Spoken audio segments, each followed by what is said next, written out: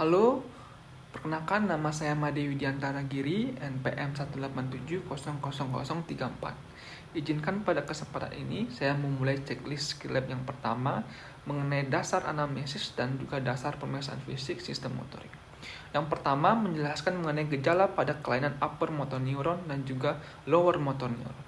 Nah, pada kelainan atau sindrom upper motor neuron yang dijumpai pada kerusakan sistem piramidal biasanya mempunyai gejala, diantaranya yang pertama adalah lumpuh, kemudian yang kedua adalah hipertoni, yang ketiga adalah hiperrefleksi, dan klonus, serta adanya refleks patologis. Nah, sedangkan pada sindrom lower motor neuron biasanya memiliki gejala, diantaranya yang pertama adalah lumpuh, kemudian atoni, kemudian atrofi, dan juga arefleksi. Nah, sindrom lower motor neuron ini didapatkan pada kerusakan di neuron motorik, neuraksis neuron motorik seperti misalkan saraf spinal, kemudian flexus, dan juga saraf perifer. Nah, adapun alat penghubung neuraksis dan otot seperti mioneural junction dan otot itu juga dialami pada lower motor neuron. Kemudian yang kedua, menjelaskan mengenai kelainan sikap dan juga posisi badan pasien dengan berbagai kelainan syaraf. Nah, ini kita harus yang pertama ini terjadi pada proses inspeksi. Nah, kita harus memperhatikan sikap secara keseluruhan dan juga sikap tiap bagian tubuh. Nah, bagian sikap pasien pada saat berdiri, kemudian pada saat duduk, pada saat pasien itu berbaring, bergerak ataupun berjalan kita harus tetap perhatikan. Nah, jika pada pasien posisinya berdiri, nah perhatikan sikap dan posisi badannya. Nah, baik secara keseluruhan maupun sebagian. Nah, adapun pasien dengan gangguan cerebellum, nah ini biasanya pada saat berdiri itu mukanya membelok ke arah kontralateral terhadap lesi. Nah, jadi misalkan lesinya di kiri, jadi mukanya belok ke kanan, jadi kontralateral seperti itu. Adapun bahunya pada sisi lesi agak lebih rendah. Kemudian dan badannya miring ke sisi lesi. Adapun penderita penyakit Parkinson biasanya berdiri dengan kepala dan leher dibungkukkan ke arah depan. Kemudian lengan dan tungkai berada dalam fleksi. Nah, bila dalam kondisi berjalan, nah tampaknya seolah-olah hendak akan jatuh ke depan. Adapun gerakan asosiatifnya terganggu, kemudian lengannya itu kurang dilenggangkan dan terlihat tremor kasar. Kemudian terutama di tangan tremor kasarnya. Kemudian pada anak dengan distrofia musculorum, nah progresifnya terlihat lordosis. Kemudian bila berjalan itu biasanya punggungnya seolah-olah berputar dengan maksud agar berat badannya berpindah ke tungkai yang sedang tertumpu. Nah, kemudian yang sering terjadi pada penderita hemiparese oleh gangguan sistem piramidal, nah biasanya lengan berada dalam sikap fleksi, sedangkan tungkai dalam ekstensi. Nah, kemudian bila kondisi pasien ini berjalan, biasanya tungkai itu membuat gerakan yang sirkumdiksi. Nah, pada pasien dengan paraparese jenis sentral, nah, biasanya cara berjalannya seperti gunting, yaitu tungkainya itu seolah-olah menyilang. Nah, adapun penderita dengan gangguan di cerebellum itu biasanya berjalan dengan kaki yang mengangkang. Nah, demikian juga dengan penderita yang mengalami tabes dorsalis. Selain itu, nah penderita tabes dorsalis ini selalu melihat ke bawah, memperhatikan kaki dan jalannya. Nah, kemudian sebab kalau tidak ya pada kondisi ini, kalau misalkan dia tidak seperti itu, dia akan jatuh. Nah, adapun pasien polineuritis, nah berjalan seperti ayam, yaitu tungkainya difleksikan tinggi-tinggi pada persendian lutut supaya dapat mengangkat kakinya yang kurang mampu melakukan dorsofleksi. Baik, selanjutnya checklist yang selanjutnya adalah mengidentifikasi kelainan ukuran pada beberapa bagian tubuh pada penderita kelainan syaraf. Nah, yang pertama kita mengevaluasi ukuran ini, kita harus memperhatikan apakah panjang bagian tubuh sebelah kiri sama dengan kanan. Nah, orang dewasa yang mengalami lumpuh sejak masa kanak-kanak, nah itu biasanya ukuran ekstremitasnya yang lumpuh sejak masa kanak-kanak itu lebih pendek daripada yang sehat. Kemudian kita harus memperhatikan juga besar atau isi kontur atau bentuk ototnya. Apakah atrofi atau hipertrofi. Nah, kita harus memperhatikan kontur bentuk ototnya.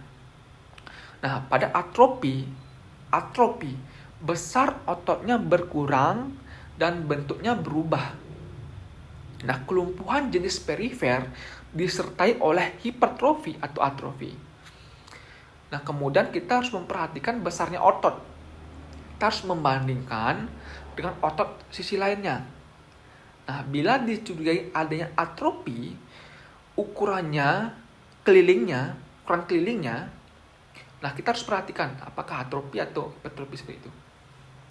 Kemudian kita harus melakukan pengukuran dilakukan dengan menyebutkan tempat di mana dilakukan pengukurannya.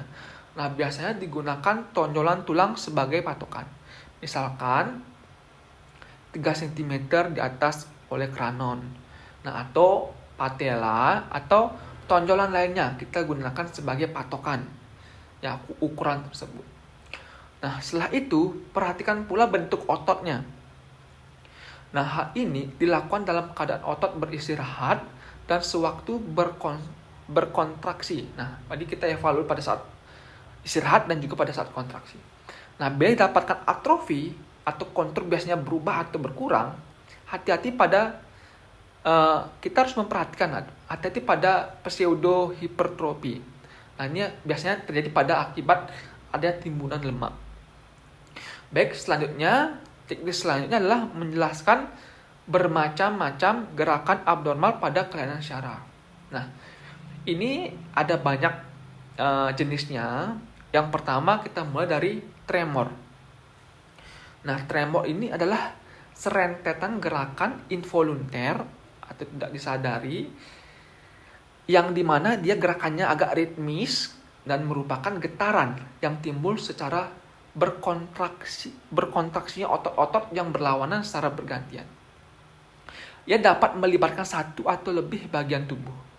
Adapun jenis tremor ini ada bermacam-macam, seperti misalkan adanya tremor fisiologis, kemudian ada juga tremor yang bersifat halus, ada juga tremor itu yang bersifat kasar seperti itu.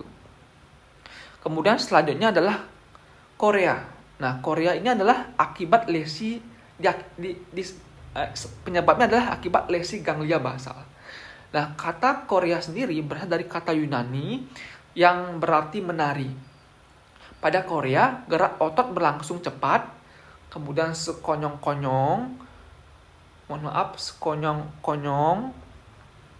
kemudian aritmik dan kasar yang dapat melibatkan satu ekstremitas, separuh badan atau seluruh badan. Kemudian selanjutnya adalah atetose.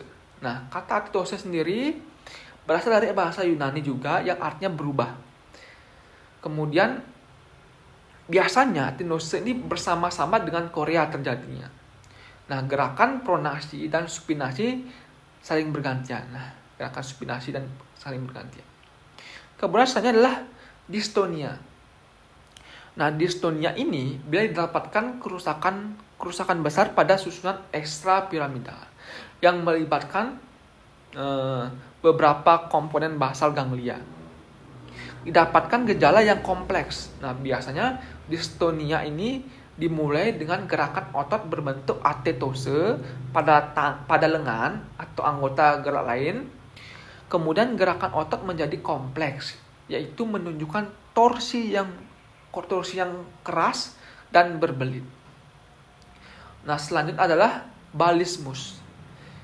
Nah, balismus ini adalah gerakan otot yang datang sekonyong-konyong, kemudian kasar dan cepat, dan terutama mengenai otot-otot skeletal yang letaknya di proksimal, yang lebih proksimal.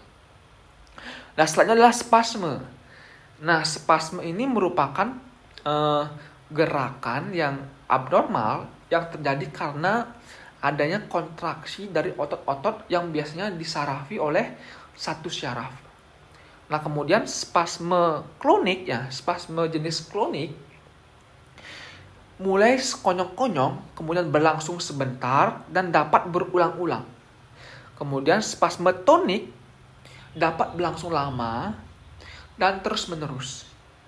Nah, spasme ini dapat timbul karena iritasi syaraf perifer atau otot, tetapi dapat juga timbul karena iritasi di suatu tempat, mulai dari korteks sampai serabut otot.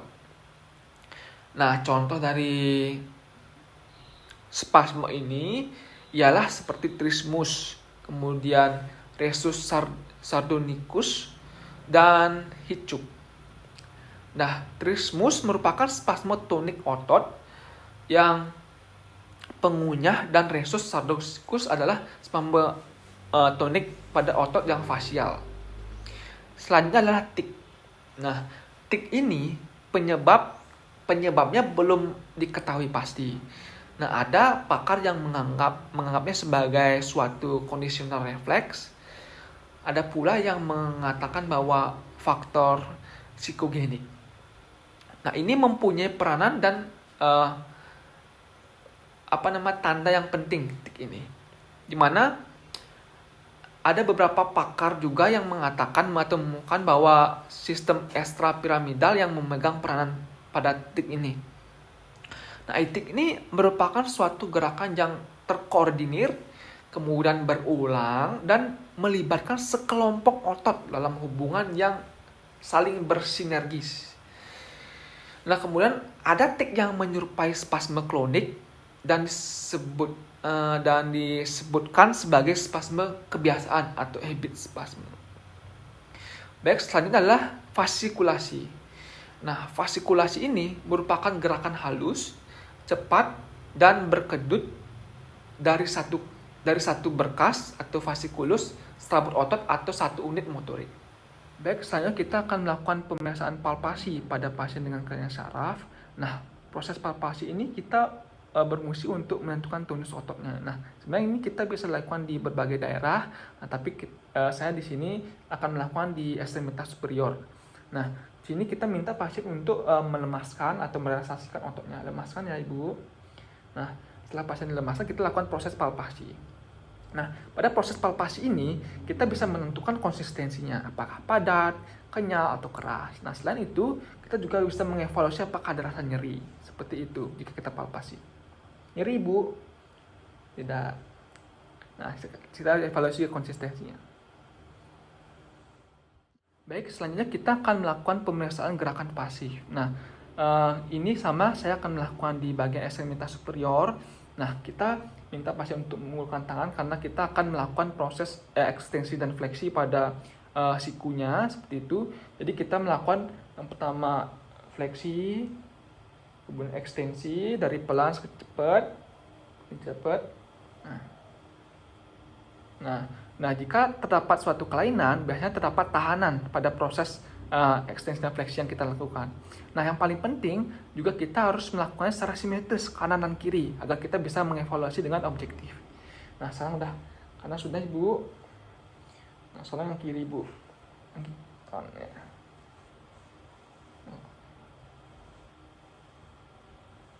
Baik, pasien ini ditemukan suatu kelainan. Baik, sekarang kita akan melanjutkan pemeriksaan gerakan aktif. Nah, jika tadi pemeriksaan gerakan pasif itu kita yang menggerakkan, nah jadi pemeriksaan aktif ini kita minta pasien untuk menggerakkan sendiri. Nah, Ibu tolong gerakan Ibu seperti ini, Bu, ya, di YouTube lagi. Silakan, Bu. Nah, silakan lakukan sendiri. Kita juga sama, kita lakukan secara simetris, ya. Silakan, Ibu. Silakan lakukan. Secara aktif, ya. Baik. Nah, proses evaluasi dari pemeriksaan gerakan aktif ini kita bisa menggunakan grading. Pada pemeriksaan gerakan aktif, kita bisa menggunakan grading untuk mengevaluasi, di mana terdiri dari 0 sampai 5. 0 itu jika tidak terlihat kontraksi, kemudian 1 jika terlihat kontraksi tetapi tidak ada gerakan pada sendi, kemudian 2 itu ada gerakan pada sendi tetapi tidak ada gerakan bila melawan gaya gravitasi.